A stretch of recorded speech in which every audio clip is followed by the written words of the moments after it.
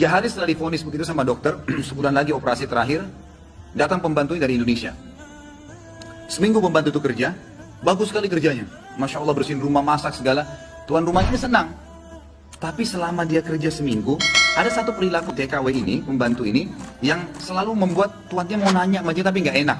Akhirnya setelah seminggu itu ditanya, ternyata dia kalau siang hari, habis selesaikan kerjaan semua, habis siapin makan, dia masuk kamar mandi, lama di kamar mandi pembantu ini. Nggak tahu buat apa gitu. Pas dia keluar dari kamar mandi, setelah seminggu ditanya sama majikannya, maaf saya mau tanya, kenapa kamu ini setiap masuk kamar mandi, lama, ngapain? Langsung nangis, tiba-tiba TKW itu menangis, pembantu itu menangis.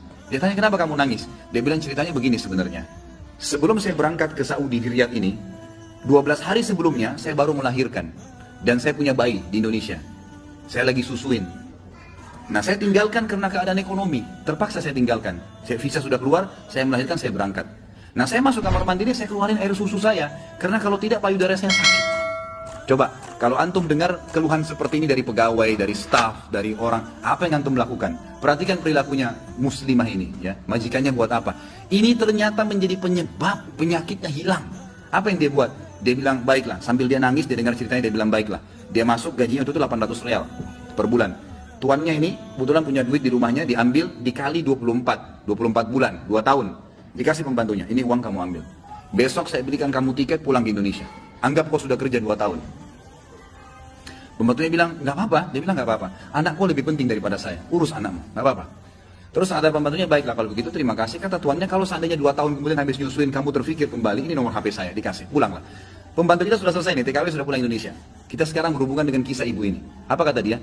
Semenjak pembantu itu berangkat, mulai hari itu setiap hari saya menangis.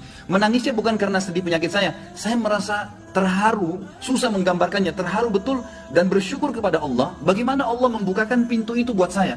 Saya selalu bersyukur terus sama Allah karena saya terfikir untuk kasih gaji 2 tahun. Mungkin kalau terjadi pada kita bilang, baiklah kamu pulang aja minimal. Pernah nggak antum terfikir kasih gajinya lengkap semua? Dia bilang, saya terharu kenapa saya bisa lakukan itu. Dan saya selalu bersyukur sama Allah, saya bisa lakukan sementara memang ini ada vonis mati dekat lagi secara medis. Dia bilang, tiap hari saya menangis. Dan setiap kali saya menangis, saya merasa ada satu kepuasan dan keadaan saya lebih baik. Ringkas cerita, tiba masa operasi, ditelepon rumah sakit, disiapin semuanya alat operasi. Tiba di rumah sakit, dicek sebelum operasi, dokternya duduk setelah cek di kursi lalu bertanya, kamu berobat kemana sebulan ini? Kata ibunya, saya nggak berobat kemana-mana. Kamu tahu nggak, kanker kamu nggak ada.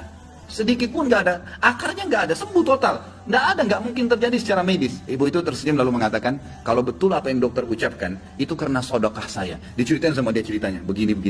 Dokternya jadi nangis, dokternya bilang apa? Subhanallah, yang telah membukakan mata hati saya, ternyata yang menyembuhkan bukan obat sama dokter. Tapi siapa? Allah subhanahu.